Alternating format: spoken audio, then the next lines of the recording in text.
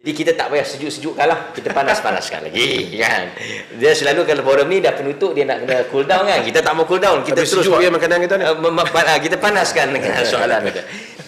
Dia sebenarnya macam ni je Ustaz Khairi. Last lah, buah last lah ni bagilah kan buah-buah tanggung ni sikit kan. Dia kata kebanyakan yang sebenarnya yang kata mazhab ni, yang ni mazhab Syafi'i, yang ni mazhab Syafi'i, hakikatnya tidak. Jadi bila dia nak buat kata yang kita buat ni salah, ini yang mazhab Syafi'i, yang dia buat tu hakikatnya tak. Jadi dia nak tutup lawan dia tu, dia nak apa, lawan dia tu dia gunakan mazhab Syafi'i. Jadi mungkin nasihat dan juga irsyad ke apa ke bagilah kan, supaya masyarakat kita dapat pencerahan. Wajib atas setiap kita termasuk ustaz-ustaz untuk mempelajari dan memahami sejarah penubuhan mazhab. Kita atas perkataan penubuhan tu saya tak suka guna. Sejarah kemunculan mazhab. Di awal-awal kalau kita tengok, tidak dinisbahkan kepada orang, dinisbahkan kepada negeri. Mekah, Madinah. Kemudian kita ada mazhab al-ra'i Kufah, kita ada mazhab ahlul hadis Madinah. Hatta al-Imam Syafi'i di awal-awal kita panggil qaul qadim, dia kata ana mazhabi, mazhab aku adalah mazhab fuqaha'il Madinah. Mazhab fuqaha'il Madinah. Apabila dia mempelajari, dia jumpa dengan Muhammad ibn Hasan al-Shaybani, belajar mazhab Abu Hanifah, dan akhirnya dia keluar dengan pandangan dia, dan dia berpindah-pindah, dan akhirnya di Mesir, dan dia ada mazhab dipanggil qaul jadid. Jadi itu yang perlu kita fahami. Dan berikutnya, kenapa mazhab tu boleh berkembang dan sebagainya. So bila dia berkembang kerana ada anak murid yang menyebarkannya, ya anak murid yang mengikut bagaimana cara mereka memahami dalil daripada Al-Quran dan Sunnah. Jadi balik kepada apa yang disebutkan tadi, kalau kita lihat, jangan hanya mendakwa. Kita banyaknya ustaz, termasuk ustaz-ustaz lah, mendakwa ini mazhab Syafi'i, mendakwa ini mazhab Syafi'i, menyebabkan pengikut-pengikut juga menyatakan inilah dia memahami itu mazhab Syafi'i, sedangkan daripada mazhab Syafi'i jauh sekali. Jadi dia mendakwa ini mazhab Syafi'i, tapi bila kita ajar kepada masyarakat, kita buka kepada kitab-kitab Syafi'iyah, jadi kita tengok berlainan pula. So bila kita tengok berlainan, maka siapa yang malu? Mereka dan keluarga mereka yang malu dah. Jadi apabila kita tidak insaf, maksudnya kita ini tak merujuk sendiri, hatta yang menjadi cacat dalam masyarakat kita, ustaz kita sendiri tak mampu nak merujuk kepada kitab-kitab mazhab. Tak ada mana-mana ulama-ulama mazhab, hatta Abu Yusuf Muhammad ibn Hasan al-Shaybani, sehingga dikatakan dia menyelisihi Abu Hanifah, sehingga berapa 2/3 daripada mazhab Abu Hanifah. Tak ada pula siapa menyatakan bahawasanya ini kurang ajar kepada guru dah. Al-Imam Al-Muzani juga ada berbeza pandangan dengan Al-Imam Al-Syafi'i, sedangkan dia itu belajar dengan Imam Syafi'i 20 tahun, melazimi Al-Imam Syafi'i, sehingga dia memandikan jenazah Al-Imam Syafi'i. Tapi ada berbeza pandangan.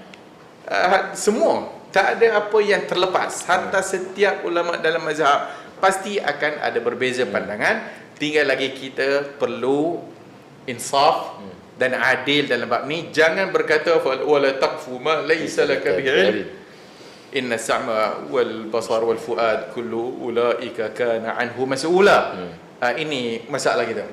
Yang terakhir, ingat apa yang Allah sebut apabila menceritakan terhadap orang-orang yang diazab pada hari akhirat. Apabila mereka bertemu depan Allah Azza wa Jalla ni, mereka dahlah kena azab, tapi mereka kata, wahai Tuhan, kami ni dulu dekat dunia, yang menyesatkan kami ni kubara'ana. Mereka lah adalluna sabil, mereka lah yang menyesatkan kami daripada jalan. Kubara apa? Kubara, kubara boleh jadi pemimpin. Pemimpin ada dua, pemimpin politik dan pemimpin agama. So politik juga menyesatkan orang dengan dia punya kapasiti. Yang paling jahat ataupun paling teruk jika sekiranya pemimpin agama. Maka pengikut-pengikut yang kena azab ni tak gitu saja, dia tak diam. Rabbana atihim di'faini minal azab wa la'anhum la'nan kabira. Wahai Allah, wahai Tuhan, Berikan. Engkau berilah kepada mereka 2 kali ganda azab.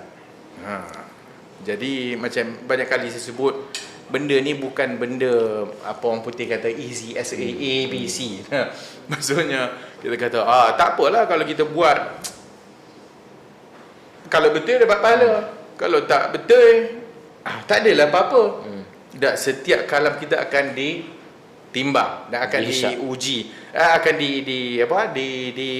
diadili oleh Allah Subhanahu Wa Taala. So jangan mendakwa suatu benda yang kita tak tahu tentangnya. Yang satu, yang kedua, kalau sekiranya dia dah tak ada ilmu mendakwa ataupun dia memfitnah pula orang lain.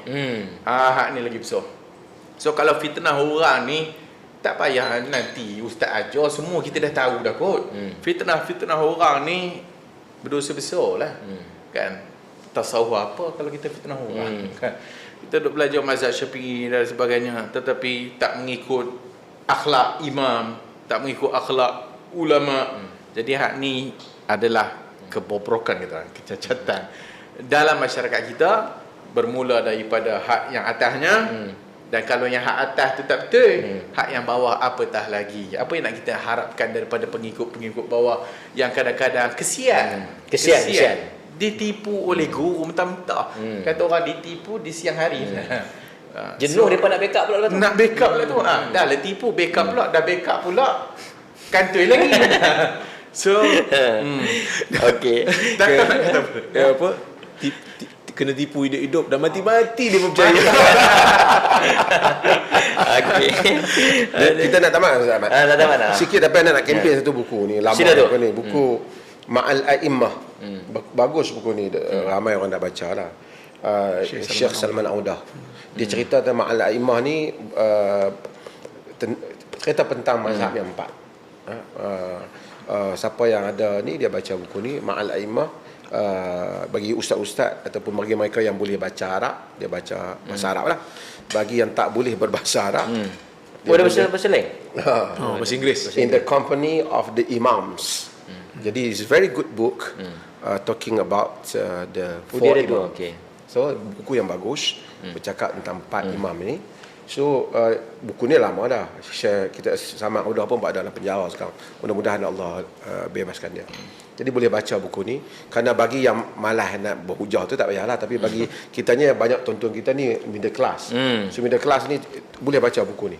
You can find this book in the Company of the Imams. So boleh Ma'al A'immah. Jadi boleh dapat buku ni, tahu buku yang baik, sud bahan bacaan. Banyak lagi buku lain lah, tapi buku ni bagus, ringkas. Ada bagus satu sebab dalam bahasa Arab dan bahasa Inggeris. InsyaAllah kalau ada siapa-siapa kajian boleh keluarkan bahasa Melayu kan. Sebab apa, Ramli baca bunyi Arab. Okey. Tuan-tuan hadirin hadirat sidang penonton, saya mohon maaf sekiranya kita ada terkurang dalam sepanjang sesi podcast kita pada kali ini. InsyaAllah ini bukan sesi podcast yang terakhir.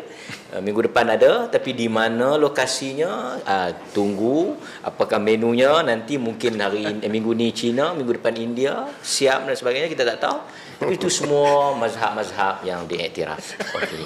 Terima kasih kepada ketiga-tiga tokoh panel yang telah bersama dengan kita pada malam ini. Alhamdulillah.